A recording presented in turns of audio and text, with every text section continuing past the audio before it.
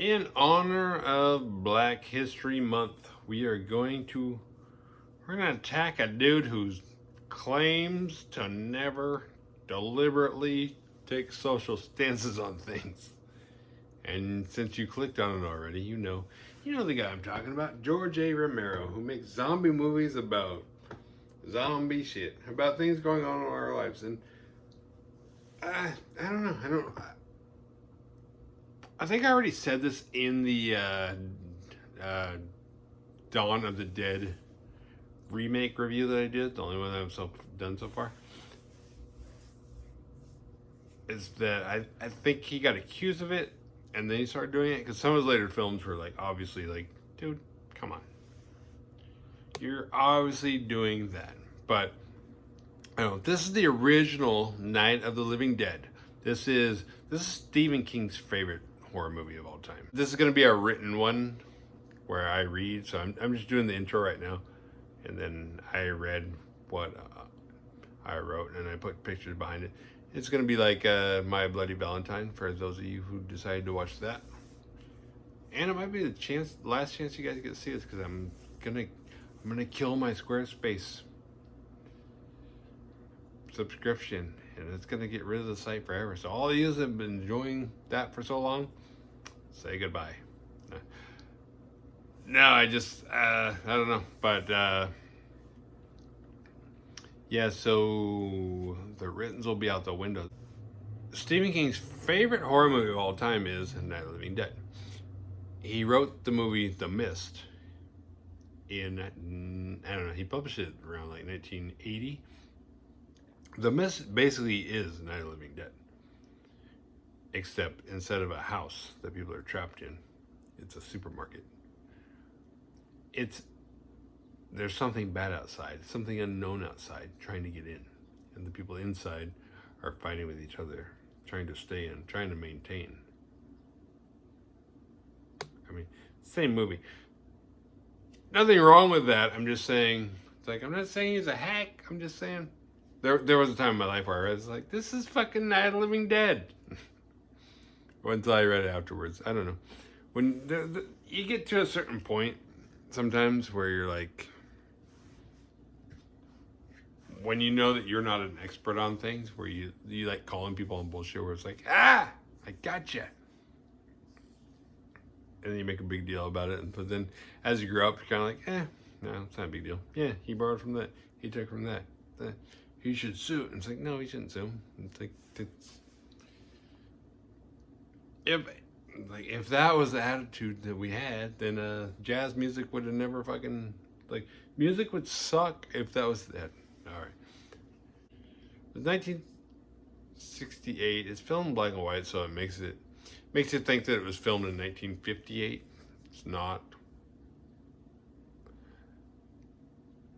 I want to think that Romero's making a statement, which I kind of like. In the horror I watch, I don't really care.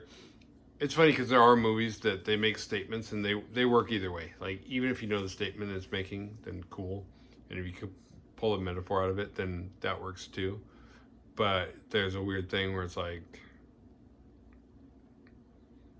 I don't know, it's like, I just want to enjoy a movie. Can I just watch a movie, and if it reflects it, like, if you're doing your job right when you're making it, then it will reflect it. You don't have to, I don't know, it's a weird thing like I just talked about with women in horror, where it's like, that was good because it was made by a woman. It's like, no, either it's good or it's not good. Like, a woman making it doesn't make it gooder. Yeah, it doesn't make it better. The person, the message is like, either the movie's good or it's not.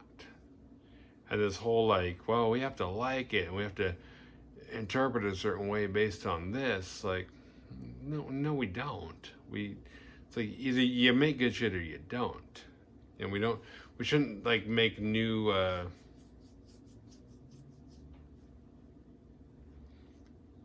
I don't know, spots where it's like, well, now we have to give out extra trophies because not everybody's good at certain things. It's like, well, they're not, but it's like, it's totally off track. Night of the Living Dead is awesome. It is a great movie. The remake is awesome because it's got Tony Todd in the part in the beginning where he kills a zombie and he's like, God damn it! It was different, but it had Tony Todd like just stabbing this zombie down. He's like, God damn it! The way he, it sounded like he said God damn it, but I think he's saying God damn you.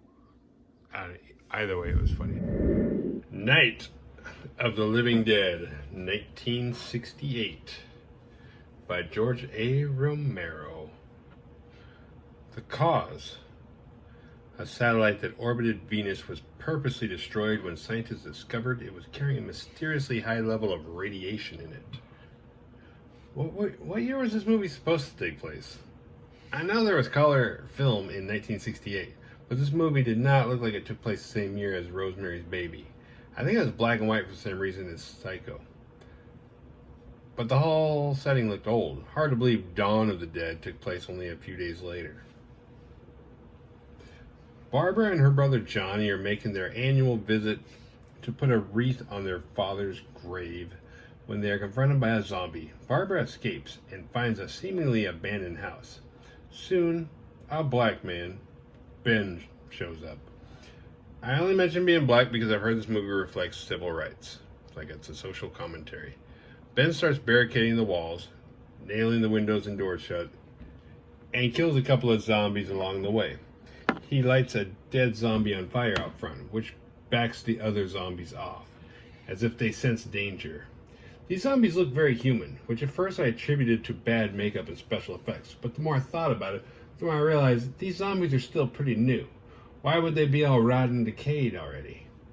But then I thought about it more and remembered that most of these zombies are coming back to life from the nearby graveyard, so they should be pretty rotten. Ben's not a very good listener. He tells a story about the diner, but Barbara tells her story. He ignores her and gets back to work. He tells her to calm down, and she slaps him, so he decked her and knocked her ass out. That was not a slap. Turns out there's been a small group hiding out in the cellar this whole time. Harry, Cooper, and Tom come upstairs. Harry bitches and argues with Ben the whole time. He thinks they should abandon the main floor and hide out in the cellar, which Ben thinks is a horrible idea, and I agree. If the zombies get into the house and make way into the cellar, you have nowhere to go. I didn't think of Harry as a racist, though. I thought he was just arguing because he was hard-headed. They make a plan to sneak back to the gas pumps, but end up blowing the truck up with Tom and Judy inside, which suck, because they were cool. They were a cool couple. When Ben gets back inside, Harry blames Ben for what happened, so Ben basically whoops his ass. The Cooper's daughter is sick in the basement because she'd been bitten before they found the house to take refuge in. Helen is in the cellar with her. Harry wants a gun, so he gets Ben's gun from him. Ben takes his gun back and realizes that after listening to Harry's complaining, then whooping his ass, he has to shoot him. So he does. Harry stumbles to the doorway of the cellar, to the safe place he wanted to be all along, and falls down to the bottom of the stairs where his daughter proceeds to eat him. Horrified, Helen screams, reminding her daughter of her presence, and her daughter stabs her to death with a gardening tool. Yes, these original zombies could use crude weapons. Ironic it was that the Coopers met their fate in the one place they thought to be the safest, and by the person they were trying to save. On the main floor, the zombies have broken in. Barbara gets killed by her zombie brother. On that note, we could make the argument that this movie is a reflection of sibling rivalry, and Ben is forced into the cellar where he waits. Days pass and the noise upstairs gets quieter, so he surfaces. The zombie hunters are outside and see movement in the house. Ben. They shoot him dead. It seems like a metaphor for civil rights to me. You could say the cop shot an unarmed black man without question, and that's true. Harry hated Ben from the beginning because he was black.